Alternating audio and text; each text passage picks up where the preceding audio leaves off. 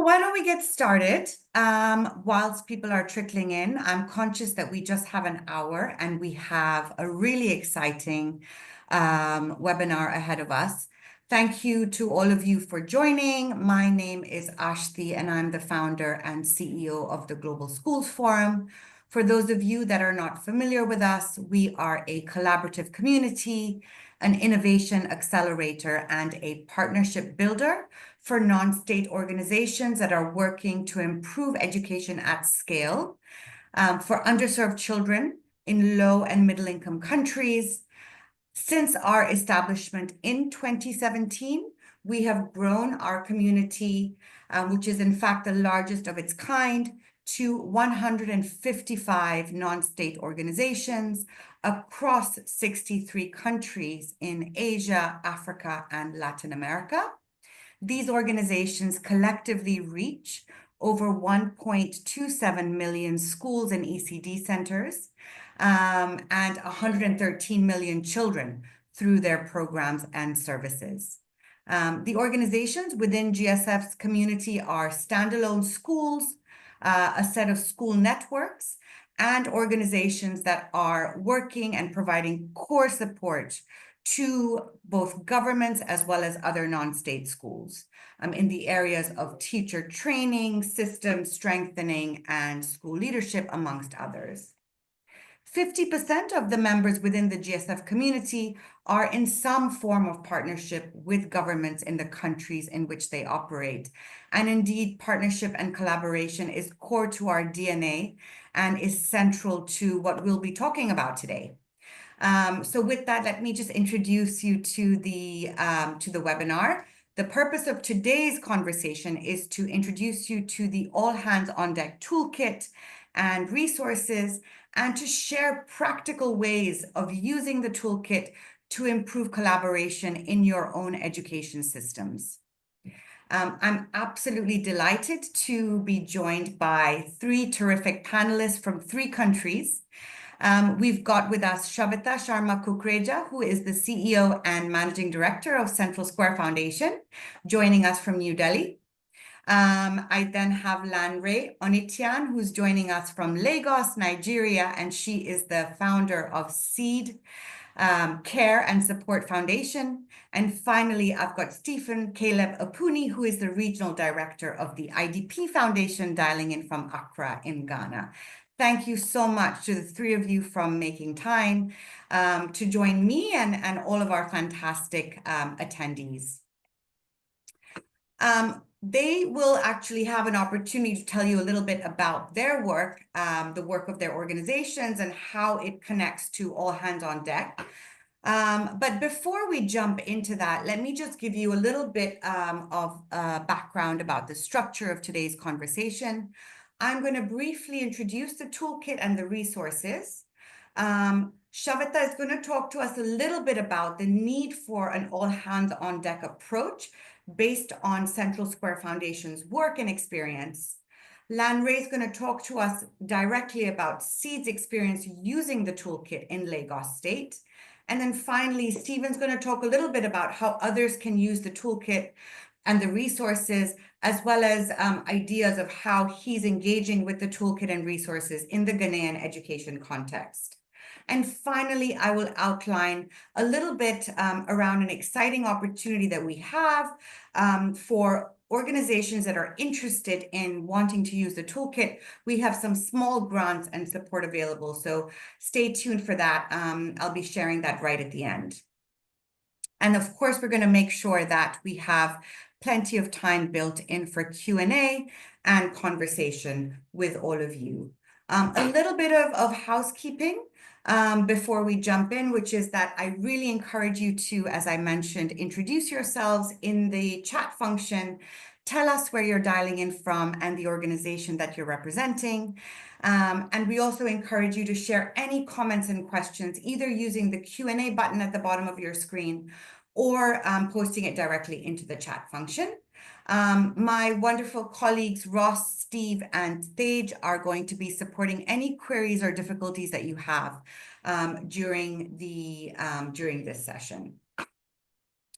So with that, let us kick off into a little bit of context on the All Hands on Deck.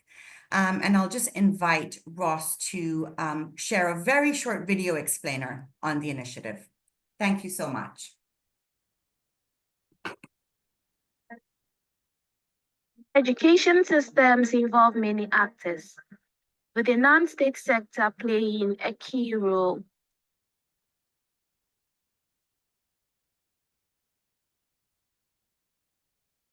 Without recognition, engagement, and support of all contributors to the system, many children risk being left out.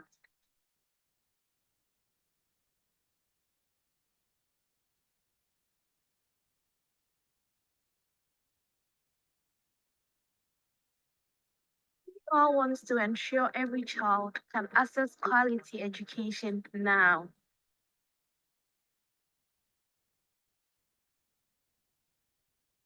To achieve this goal, all actors need to work together in a coordinated way. This requires strategic thinking and practical application. All hands on deck for SDG4 helps groups to collaborate and engage with each other effectively. This action toolkit is a set of free resources that can be used in different settings for different goals. Download the free toolkit now.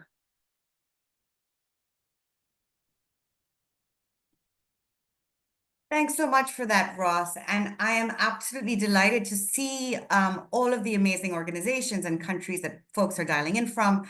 We've got, it's very early in Brazil, but we've got folks dialing in from Brazil, Portugal, South Africa, Nigeria, Ghana, India, of course, Nigeria, Uganda. So welcome again, and thank you so much for joining us. So you saw that short video, but what is All Hands on Deck? All Hands on Deck is an initiative that helps different education stakeholders to collaborate and engage with each other effectively.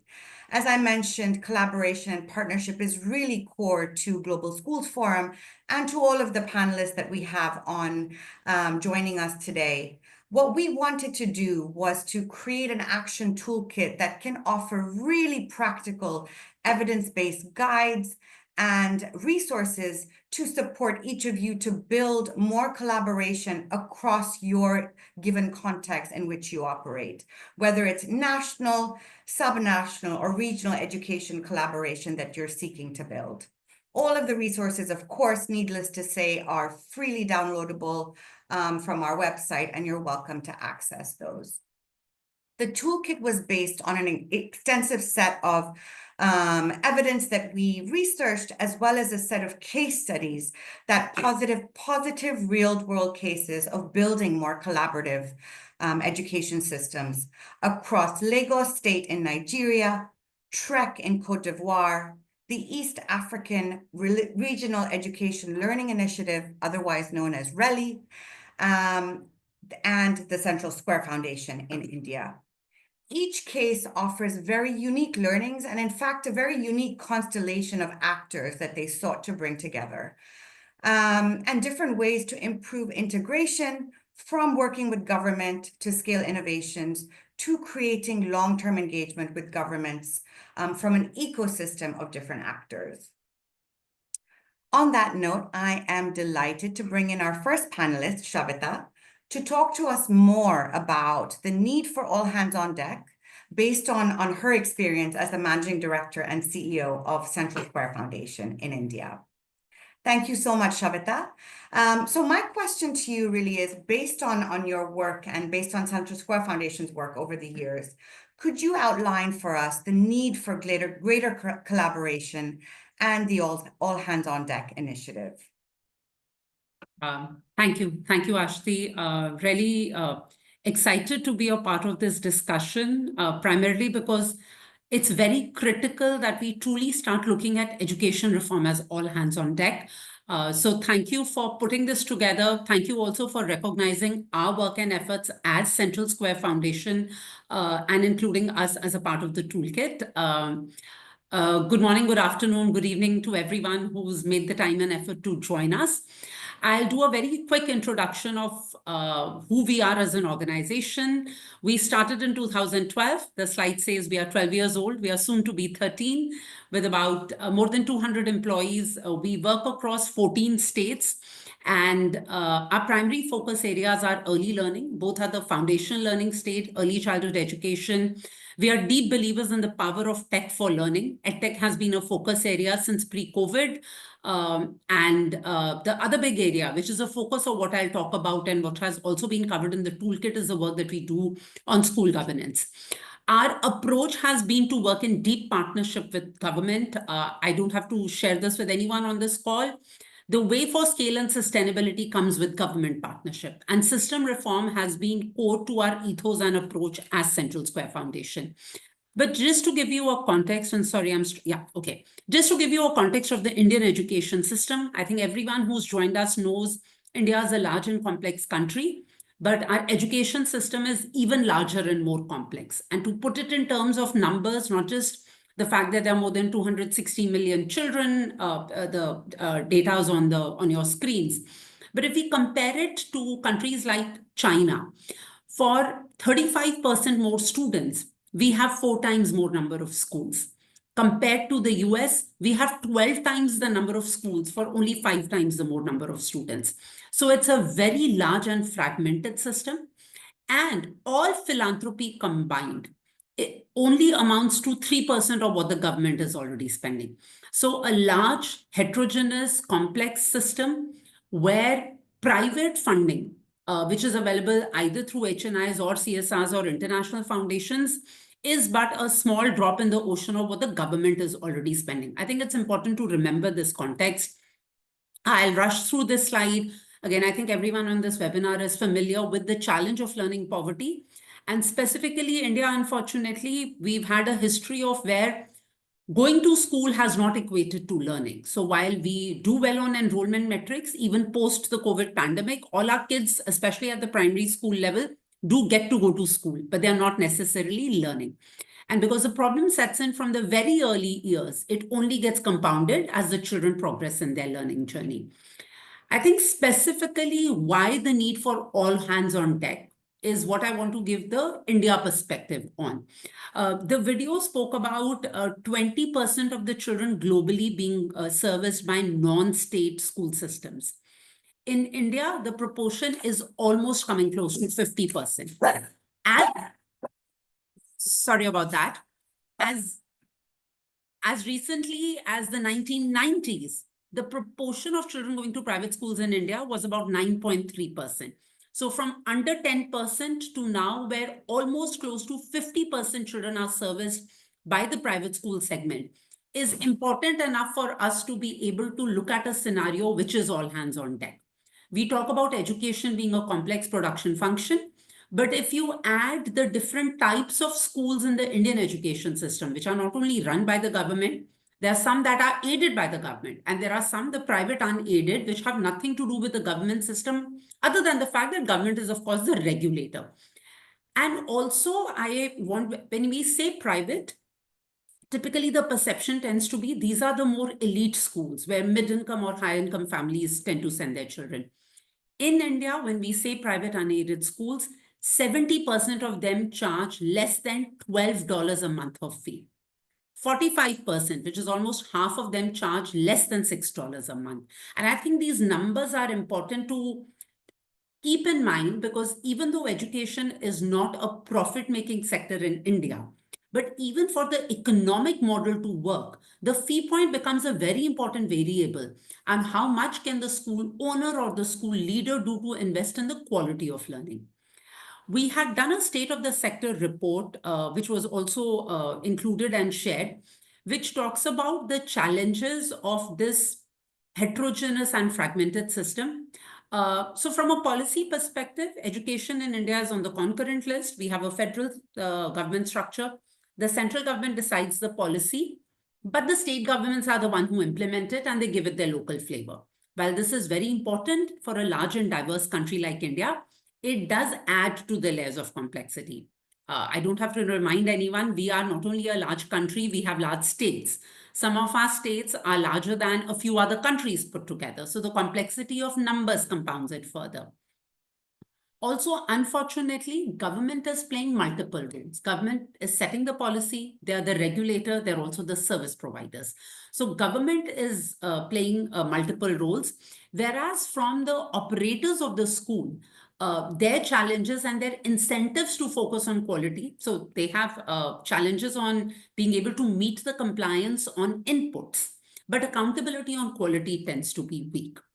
Again, to give you a sense of a lot of the private unaided schools in India actually only go till 8th grade. And the first time there's public data available on learning outcomes is our grade 10 board exams. Now, if almost close to about 60% of our private unaided schools do not extend unto grade 10. So the learning data at large scale is not available on their performance. The challenge from a learning improvement comes both from a regulation perspective and an information to parents. Regulation is only on inputs. It's not on quality of learning. And unfortunately, education, like for all parents in India, also tends to be very highly aspirational. They are invested in it. They're willing to spend on it. But they do not have access to information on what is a good school I should send my child to. And their proxy indicators they're using are infrastructure. If it is a good building, if it says it's an English medium school because English is aspirational, if it says it offers learning, it uses tech or it offers computers, that's what parents are using as proxy indicators. But it is not leading to improved learning outcomes, especially in a country where the cost of going to a government school is negative. As a parent, I don't spend if my child goes to a government school. As a family with limited means, when I'm opting for a private school, I have minimal resources, but I'm still not getting quality learning. The approach that we are taking to address both of these from a regulation perspective, as well as lack of information access to parents, is on how do we drive accountability? How do all hands on deck comes together to ensure quality learning is the main objective, also imposed on the private sector as well as government, right? When we say all children need to achieve learning outcomes, it truly should mean all children, irrespective of the school system they go to. India's new education policy, which came out in 2020, a policy document which came out almost after close to 4 decades, is a big political priority, explicitly calls out the need for setting up an independent authority to regulate school standards. And for us, this policy gives a huge impetus to be able to mainstream this conversation and talk about learning for all children, irrespective of the schools they are going to. The second big initiative that we are driving is how do we ensure there is transparency of data on learning outcomes? Things like physical infrastructure, even to a semi-literate parent, these are visible metrics. But for a semi-literate or an illiterate parent to be able to truly understand and compare how will my child benefit from going to a school, we need to make sure there is public accountability and public availability of learning outcome data. Again, the new education policy allows us the opportunity where it talks about the need for a competency-based census assessment, which actually talks about whether or not children are achieving the skills that they need to.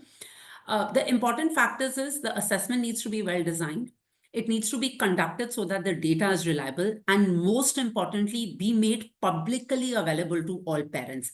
And that will automatically put the pressure off from the demand side, from the parental demand, for schools to focus on learning outcomes and not just the infrastructure metrics. I hope I haven't exceeded time, Ashti, but I'll take a pause here. That was really comprehensive, Shaveta. Really appreciated both the context setting with regards to just how complex and fragmented the Indian education landscape is, but also just really comprehensively laying out Central Square Foundation's vision and how you are really thinking about this integrated approach, both on the supply side, obviously thinking about working on strengthening regulation, but also on the accountability side and really ensuring that parents have the information that they need. So really, really clear. I will, if it's okay now, shift to Lanre. Lanre, I'd love to hear about how you've been using the toolkit to improve collaboration in Lagos and Lagos State. And a follow-up question for you is kind of what advice would you give to others that are wanting to use the toolkit? So just shifting gears a little bit from Shaveta's really helpful context setting into actually kind of thinking about how we might be able to use some of the learnings from the toolkit and the case studies to actually drive systems reform. Over to you, Lanre.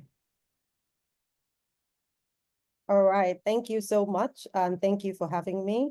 Good morning, good afternoon, good evening from wherever you're calling from. My name is Lanre Oniyitan, and I'm the founder and executive director of Seed Care and Support Foundation, which is a locally led nonprofit that supports the affordable non-state education sector in Nigeria to deliver access to quality education for all children. We do this with three main pillars, which is advocacy, evidence, and a learning network.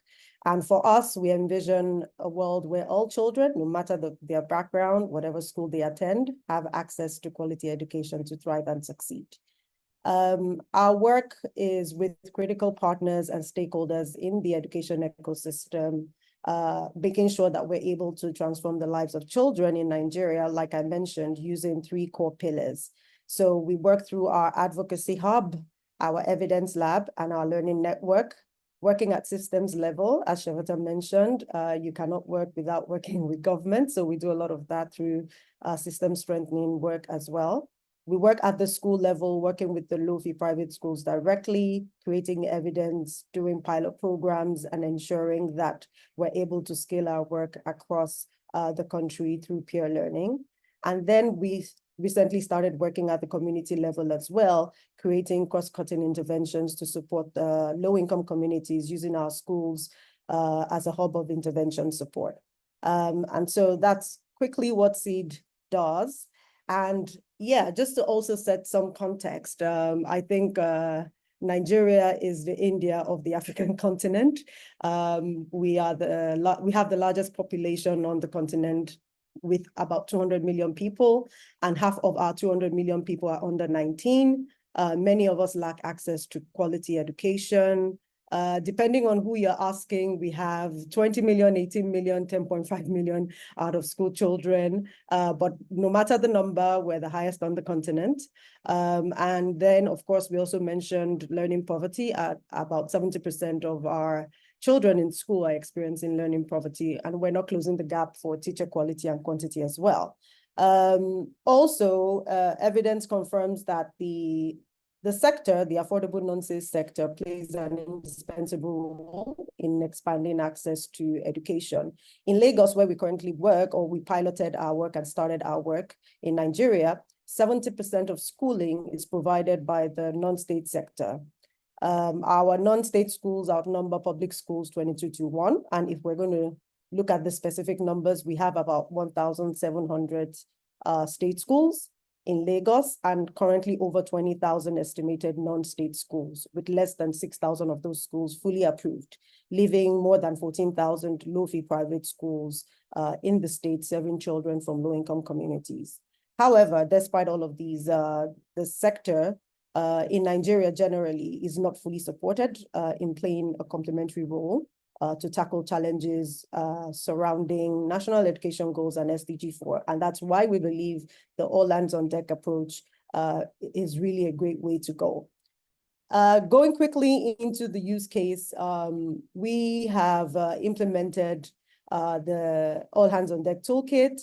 And in 2023, if you remember, Ashti mentioned one of the case studies was Lagos State, and we were involved in the case study as well. And that gave us access to the draft toolkit for review even before it was formally launched. And once we read the draft, it was synced in time with the elections in Nigeria, where we had a new commissioner for basic and secondary education in Lagos State. This birthed an opportunity for us to really pilot the All Hands on Deck toolkit as a way to engage with the new commissioner even before the toolkit was launched. So we were kind of privileged to be able to use the toolkit on time. And considering this, we used the toolkit as recommended. We did a physical workshop using the draft toolkit in October of 2023 with representatives from 4 low-fee private school associations in Lagos State, which represents about 6,000 of the low-fee private schools in the state. And we were able to set out the intentions and eventually produce our pathway for change as a coalition. And these are some of the tools that we used within the toolkit. It helped us really imagine the future we wanted for the coalition we're able to create following the workshop. And our future was the Lagos State Ministry of Education that will rely on the expertise of low-fee private school actors in policy making and education delivery to expand equitable access to quality education. Now, we didn't just come up with this. The toolkit helped us to imagine this, helped us to come up with the right words, helped us to really frame what we wanted to achieve as a coalition. And this is the toolkit output we came out with, the pathway for change. This was the final output following the use of the entire toolkit that was provided. Many activities, the workshop was lively from the beginning to the end because it's filled with a lot of activities that we took, and we came up with this as the final pathway for change. And it's not just about the workshop. So we've had wins since 2023. During the workshop, we're able to form the Coalition of Low-Fee Private School Associations in Lagos State, where they nominated SEED as the secretariat. And since then, we've been holding quarterly coalition meetings. We developed the coalition communique to be able to engage with government, leading to the courtesy visit to the new Honorable Commissioner for Basic and Secondary Education. Our work within the coalition also led to us being invited by the Federal Ministry of Education to review the draft national policy on non-state schools in Nigeria. The coalition also engaged on advocacy, visiting different government agencies, sensitization workshops, and all of the likes. We've had many partnership meetings coming to seek out the coalition, to be able to see how they can partner.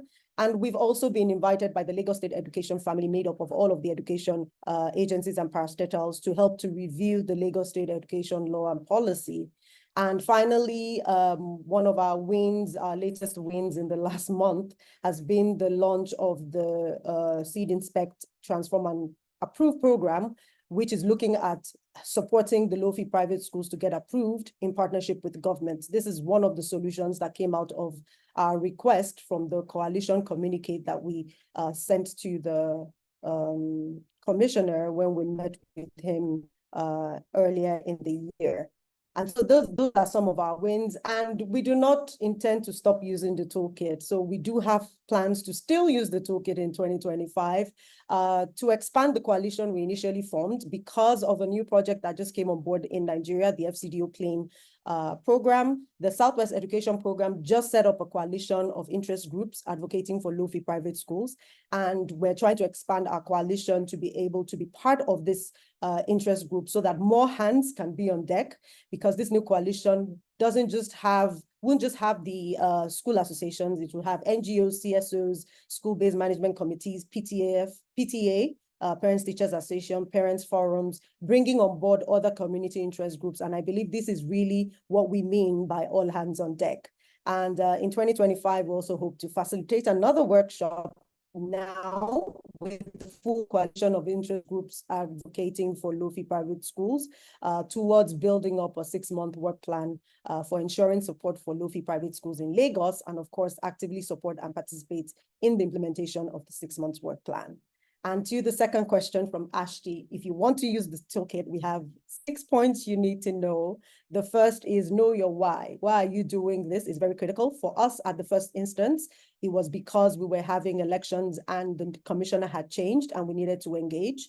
You also need to decide who is facilitating, whether someone internal or you're going to get an external consultant, who will be facilitating the session, because it needs to be done properly so that you're able to get the best from the toolkit.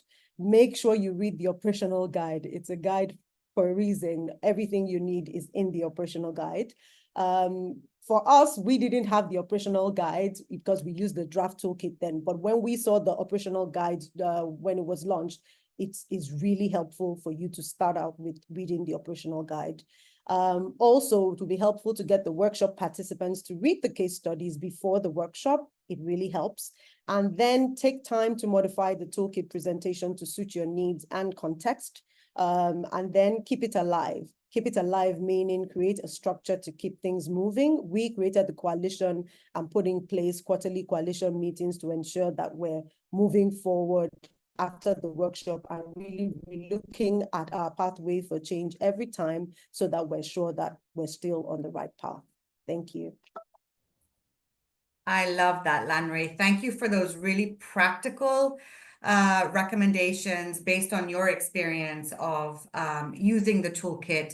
And of course, many thanks not only for all the work that you put into the case study, but also along the way, kind of your feedback has really helped us to strengthen the toolkit, build out the operational guide, and really continue to iterate, because we want this, as you said, to be something live that will continue to be of use to organizations that are hoping to do this kind of work. And really helpful as well to just hear the context of Nigeria, Lagos, the role of the non-state sector, but also the opportunity that you saw to build this kind of more collaborative approach to bringing non-state actors and their hands all on deck.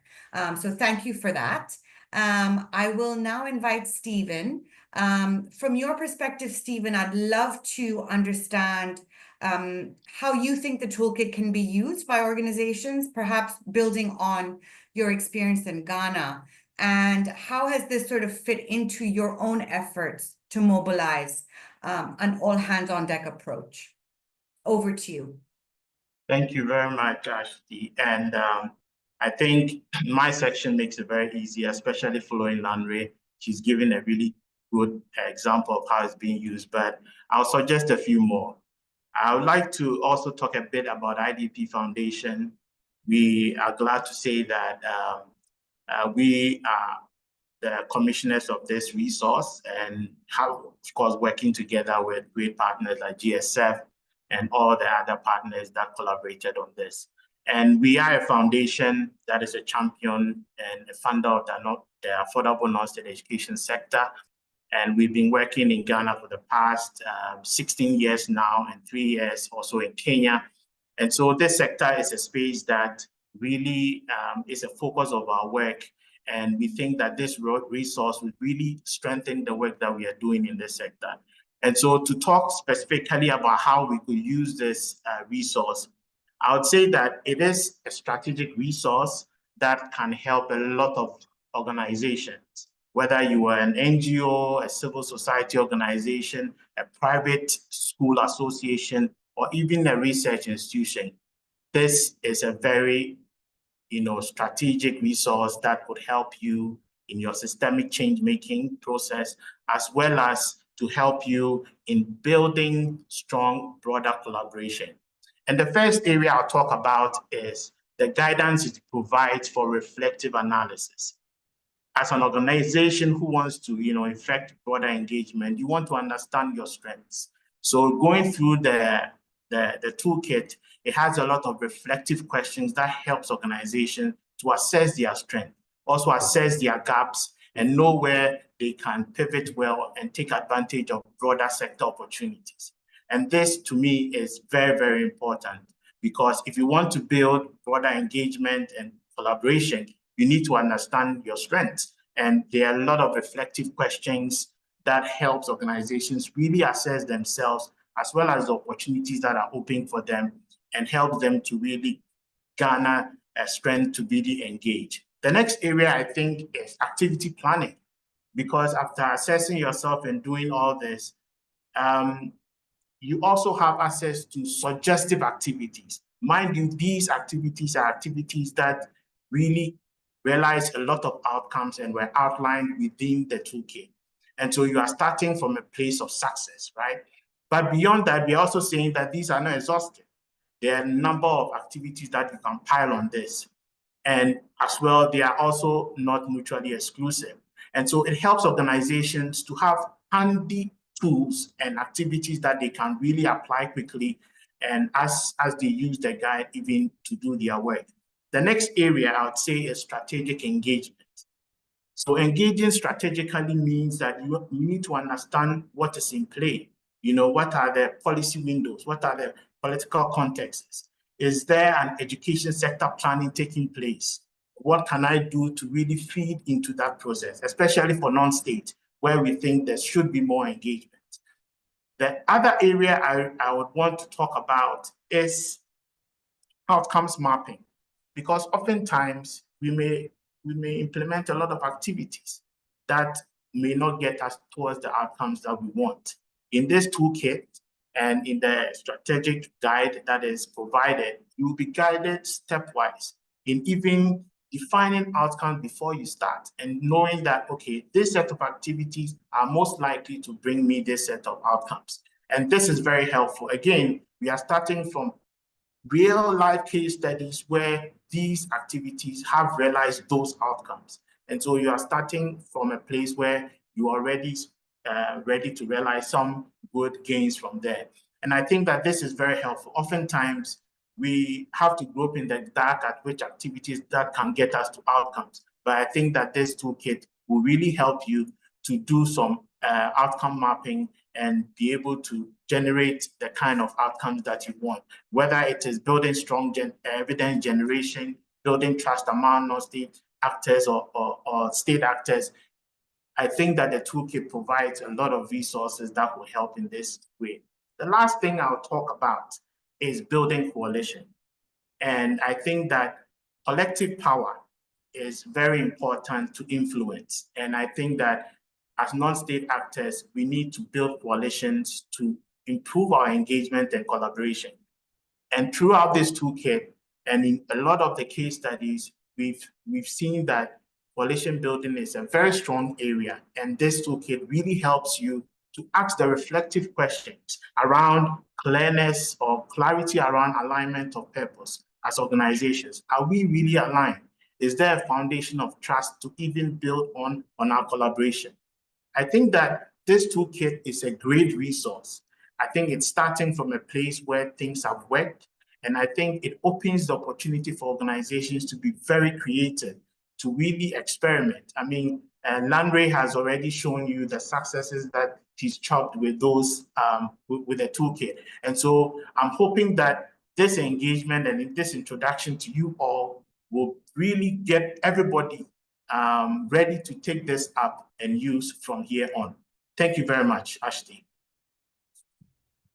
Thank you so much, Stephen. That was really, really helpful. And again, very, very practical guidance about the opportunity that we have with this toolkit. And as you pointed out, the intention was certainly not just limited to how we can engage the non-state sector or the low-fee private school space, but really about how we can build more collaborative, multi-stakeholder coalitions that can work alongside government to really drive transformation in education. And so, for example, you know, TREC, which is the Transforming Education in Cocoa Communities case study, really doesn't focus that much on the low-fee private school segment, but is indeed a case study that highlights the collaboration between a private foundation, which is the Jacobs Foundation, and how they worked alongside the government of Côte d'Ivoire, a network of cocoa producers with the ultimate goal to reduce child labor in cocoa communities. And how this coalition did that was really kind of the focus of the TREC case study. So we really see the all hands on deck set of resources kind of stepping beyond just the affordable non-state sector and really supporting everybody that's thinking about building a systems approach to driving educational change and transformation. I did want to thank you, Stephen, and the IDP Foundation, of course, for all your support in driving this initiative, all of the folks that engaged in the case study process, and of course, Oxford Measured, who are our research and technical partners that helped us develop the resources, and the countless experts that we spoke to in pulling this together. Before we move to the questions, I did want to share a very quick slide on a very nice opportunity that we have For those of you on the call and those of you that weren't able to join, we are indeed offering, GSF and IDP are providing a small grant program alongside some tailored support to help mobilize the action toolkit to improve collaboration across the education sector. So for those of you that are thinking that this sounds interesting and is something that you may like to pilot in your current context, please do reach out to us. We have small amount of financial support we can offer to you, as well as some one-on-one technical support on how to use the toolkit. As Lanre said, this is obviously intended to be off the shelf, but we think that a little bit of hands-on support to help you understand how you can customize some of that to your current context can be helpful. Anybody that's working in low and middle income countries and is interested in driving collaboration is welcome to apply. It's a very, very simple application process, and we hope that it can help you, mobilize the toolkit to improve collaboration amongst education stakeholders in your setting. This slide lays out sort of some expectations around the grant use. But we're hoping that we can provide support and funding in Q1 of 2025. So starting in January, we welcome your applications by the 3rd of January. We'd notify you very quickly after that, get you on board, and then get the funding and the kind of support to you set up as quickly after that. There's a QR code and a link that we'll be putting in the chat function. You're welcome to download that. Of course, you can reach out to Ross if you have any questions about the application process. Again, this really is to incentivize and encourage those of you that are trying to drive collaboration in your education settings to engage with this material and to let us know how it goes. We're really, really interested in getting this as disseminated as we can and as many people using it as possible. Let me stop there and see if there are any questions, comments from our audience.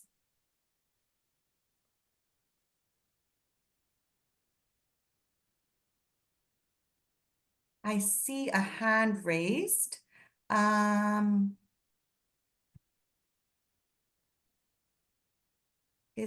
Justine had a question. I'm wondering if it's in the chat function. But before we do that, there was a question asked about whether it's only relevant for low-fee private schools. As I said, please do. We encourage all kinds of organizations that are interested in building a more collaborative education system to think about using the toolkit. I do have a hand raised from Nana. Nana, do you want to go ahead and ask your question, or you're welcome to put it in the chat function? Either way, whatever's easier for you.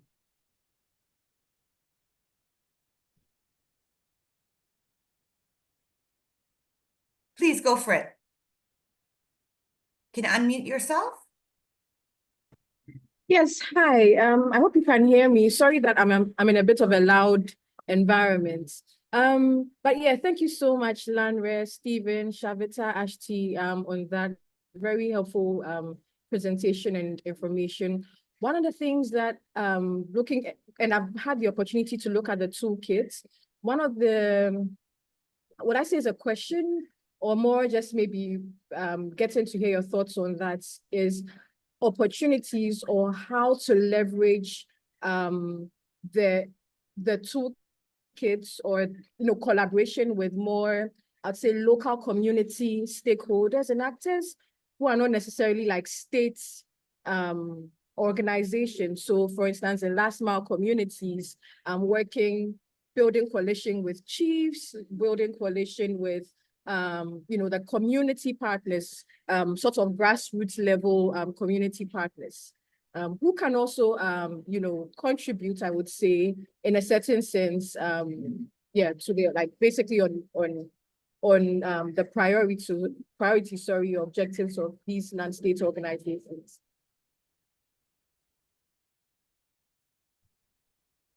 Thanks, Nana. Yeah, that's a really good question. And I think maybe going back to the point that Lanre made, I think there's absolute value in engaging the tools and the resources with the group of local stakeholders that you mentioned. I think it would be really important, as Lanre, I think, had as her first point, which is to be really clear on what the why is. What is it that you're trying to solve for by bringing these local stakeholders together? And what is your objective in trying to build that coalition? That's just kind of I would say my advice to you, but I can see that Lanre has her hand up. So Lanre, invite you to also add any comments that you might have and advice for Nana. Yeah.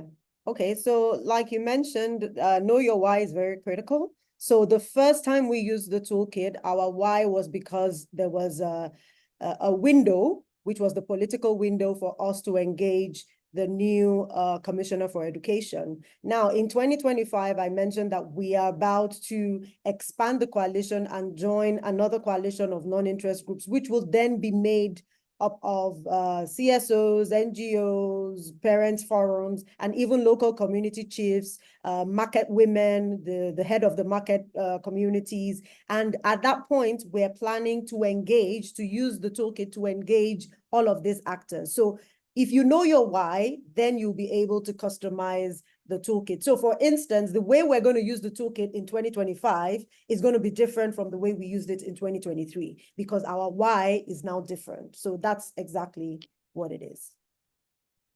Thank you so much, Lanre, for adding further context to that. Shaveta, I think there's a question for you around the high percentage of children in the Indian context that are in private schools. And the question is, how can they bring more awareness to government stakeholders and communities about those high numbers and encourage, for example, more students to enroll in government schools? Sorry, I missed that on the question window. Surprisingly or disappointingly, awareness is not the issue. Everyone, including government policymakers, leaders, and bureaucrats, are aware that there are more children transitioning out of the government school, the public education system, to the private school system. And the reality also is schooling tends to be a sticky decision. So parents are not looking to switch every year. And if the reason for switching to the private school system is almost a lack of confidence that the government school system will contribute to my child's better learning and hence a better life for her. I mean, all parents aspire for their children to lead better lives than they all led, right? And I think over time, systematically, the faith in the government education system, and India has also driven initiatives like midday meal, a lot of free perquisites that are made to children who come to the government school system. So the belief that learning is central to the public education system, unfortunately, has eroded over time. There's also the reality is as India is doing economically better, it becomes a social signaling that I'm able to afford for my child to go to the private school system. Awareness is not the challenge. The challenge, however, is that even if parents are voting by their feet and parents have the agency to choose where their children study, but do they realize that while saying no to free public education system with their limited resources when they are voting for the private education system, are their children actually better off? Again, I'll go back to the metric I shared. If almost 60% of these schools only go up till grade 8, they do not go all the way to senior secondary and higher secondary. Eventually, either these children are dropping out of the school education system and not completing their years of schooling, or unfortunately getting redirected back to the government education system. I think the solution needs to be that the awareness and accountability of learning across both education systems, public and private, needs to be made front and center. Of course, infrastructure is important, medium of instruction is important, digital education is important, but these are small building blocks. Eventually, if my child is not learning, that should be the main question that parents are able to ask. And more importantly, that the system is able to answer. I think in India, our biggest challenge is the inability of the parents to be able to get information on this. And hence solving that information asymmetry is a big part of our hypothesis on working on this. Thanks so much, Shaveta. That was going to be my takeaway as well in response to that question, which is it's really, I would say the focus particularly of this effort would be less on trying to discourage parents from moving their children out of private and into public, but really about giving them the tools and information they can use to make decisions and to work alongside government to really think about how both private and public schools are delivering education of minimum standards and good quality education for all children. And actually, sorry, I want to come in just to underline the last point you made, right? Yeah. We fundamentally believe initiatives like an independent state standards authority, competency-based assessment exam as census. It's not only getting accountability through the private school system, it's also getting accounted to the public education system. And what my country needs is for the flow level to get elevated. And I think that is the most important part to drive. That's right. That's right. And I think there's a follow-up question that's come in about, whether the main use of this toolkit is collaboration, and is it specifically about engaging governments or other stakeholders? And the question was asking, what is the role of data and evidence? And I think to your point, we really believe in the kind of the key role that the availability of data and evidence can play. Specifically, for example, the TREC consortium and the case study from Côte d'Ivoire really focused on making data and evidence available to the government of Côte d'Ivoire to drive this initiative to reduce child labor in the cocoa plantations through education and through the delivery of quality education. So for us, I think data and evidence are absolutely core. And Shaveta, you've also outlined how data and evidence are core to your initiatives as well. There is one more question, and I'd invite any of you on the panel to answer, which is whether you think the toolkit resources can be adapted to individual settings.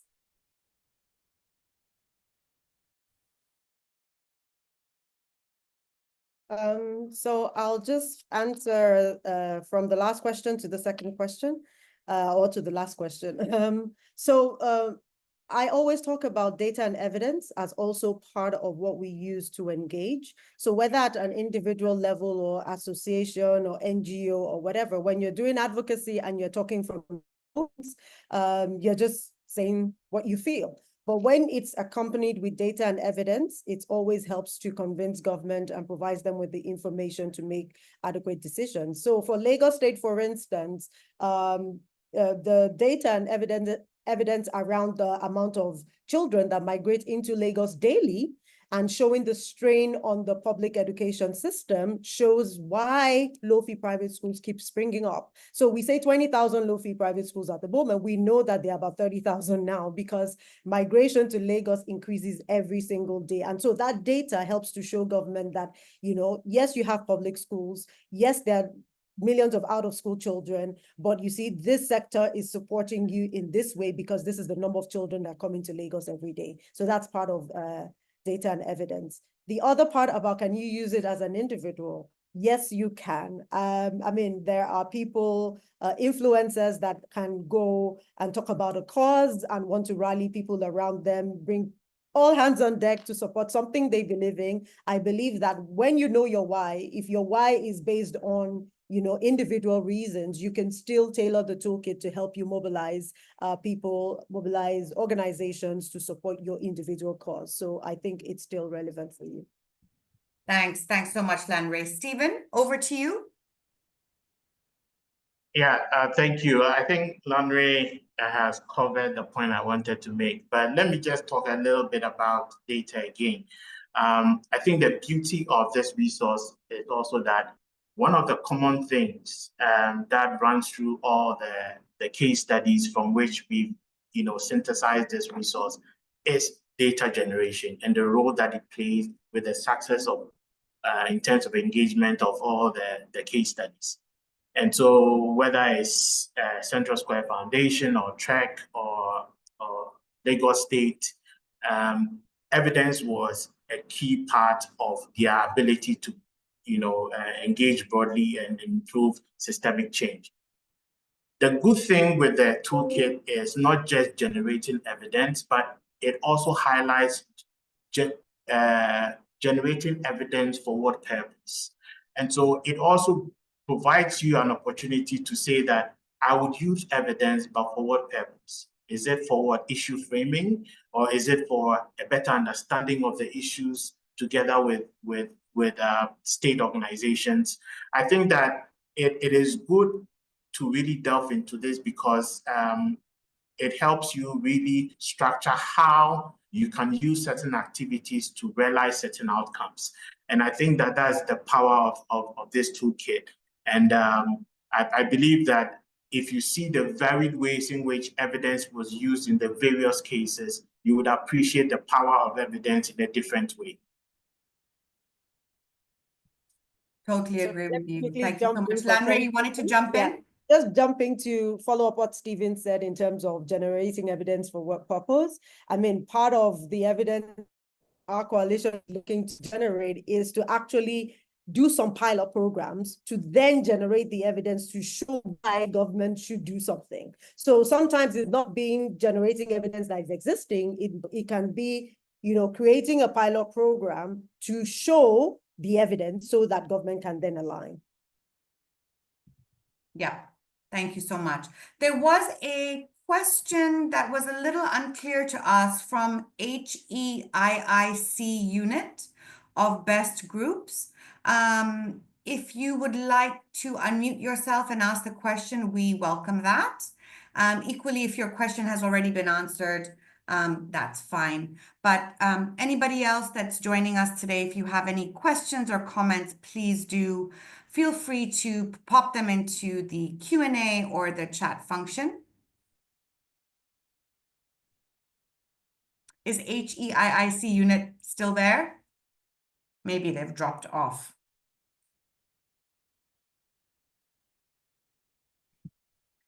Oh, they're back. Go ahead. I think I can see your hand raised. Please go ahead and unmute yourself and ask your question.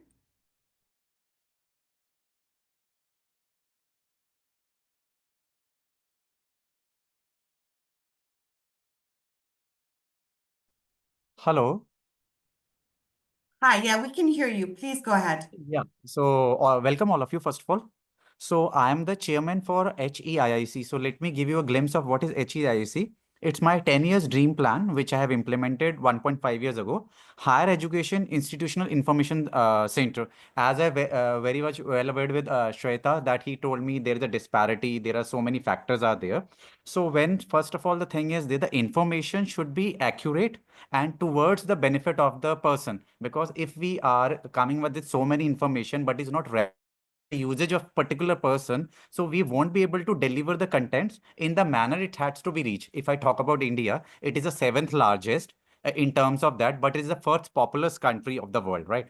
If I talk about from India, the main concern is that the brain drain. If somebody is good enough, they don't want to stay in India. And Shaveta also want to get with that, because if they have some knowledge, they don't want to put themselves for the betterment of the mankind. They say, okay, I have to run my family, I have to grow. So let him go to Canada, America, or like this. And the people which are doing, they are very few. But the things, what the hindrances with us is there, the team, not the teamwork, but the right kind of attitude towards the things. When I come to know about global forums through the LinkedIn, and then I find that something which I am trying to do alone can't be do, but a teamwork is there. So altogether, I will say if we alone do the things, it will take years, but altogether, then it takes some months or less than years, I will say altogether. No, thank you. Completely agree. I think, what you said about, like they say, you're running a sprint, you run it alone. You're running a marathon, you do it with people, you do it with a support system, and it takes a whole village to raise a child. We're talking about raising all our children to learning levels for better life outcomes. Though, sorry, I will take the liberty of saying, and I'm not on top of the statistics, but and of course, brain drain has been a true challenge, but I'm genuinely seeing that tide shift. I think just in terms of economic opportunity, young Indians might still be choosing to go abroad for education, but it's very heartening to see the local Build India, for India movement being able to generate enough and more economic opportunities, especially in comparison to what's also happening geopolitically worldwide. So fingers crossed for that, but thank you. Yeah, thank you all of you. Thank you all of you. for giving me a session. No problem. Thank you so much for joining. I think there was one final question, which was about the toolkit's relevance in East Africa. So maybe I can just provide a little context there, and you're welcome to obviously download the toolkits and the case studies from the link that was shared in the chat function. But the example and case study from Reli really was to highlight a regional initiative to build collaboration. So Reli is a network of 70 non-state and civil society organizations across Kenya, Tanzania, and Uganda, who have come together as a learning community, and as well as building a kind of advocacy engagement with their governments in each of their countries. It, for us, really demonstrated the value of how a diverse group of non-state actors can come together in a very non-hierarchical and trust-based and organic structure to build relationships with their governments in each of their countries. And it continues to be a really strong example of a regional collaboration, and that's why we chose to highlight that. I hope that answered your question. And with that, I think we'll close today's session. I wanted to invite each of our panelists to give a closing thought, comment, for all of us today. Let me kick off with you, Shaveta.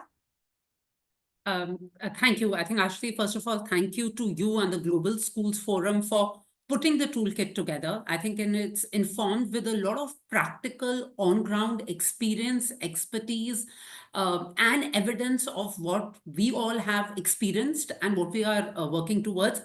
I think the only message I really want to give is that there is an urgent need to solve the learning crisis at a global level. And the only way to solve it is truly look at it in a systematic manner, in an integrated manner. Acknowledge, accept, and celebrate the complementarity of roles that we can play together in solving this. So thank you very much. Namaskar. Thanks so much, Shaveta, and thanks for joining us. I know it's getting late for you in India. Over to you, Lanre.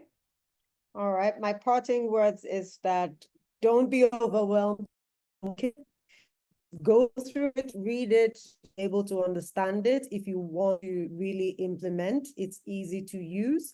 Go through the operational guide and you will have everything you need. And then there's the opportunity right now that you can get small grants and support to be able to implement. For us, we say that GSF is our unpaid consultant that provides all with toolkits we can use as local organizations to be able to get the wheel rolling without having to pay the high fees. And so anytime you see a toolkit from GSF, IDP, just take on it and try to use it. It would really help. And if at any time you want to reach out to us as well to see how we used it, we're always open to do that. And like we said, the education challenges are so numerous. We cannot solve it alone. What NGO, what CSO can do it alone? We need to put all hands on deck and ensure that we solve it for the sake of our children. Thank you. Thank you, Lanre. That check endorsing GSF is in the post, and it should be with you soon. Thank you for joining. And Stephen, over to you for the final words. Yeah, thank you, Ashley. And I'll say that when we think of a world where every child has access to quality education, especially with our SDG4 target really just around the corner, we need to think through very well about how we collaborate better and more to really ensure that this happens. And I think that we have a tool that could even start that process. And my expectation is that this work that has been done would be used by many of you who are on the call, and we would like to hear how it has changed your stories. And we will even want to learn from them to even improve it some more. And I'll just, in finally closing, say thank you for all the case studies from Lagos, from CSF in India, from TREC, as well as from Lagos State. Which one am I missing? Really? We want to thank you all for really helping us on this, and of course, to GSF for bringing this all together. Thank you so much. Thank you, everybody, for joining. And do reach out to us if you have any questions, and do apply for the small grants. Thanks again to my panelists, and have lovely days. Take care. Bye-bye.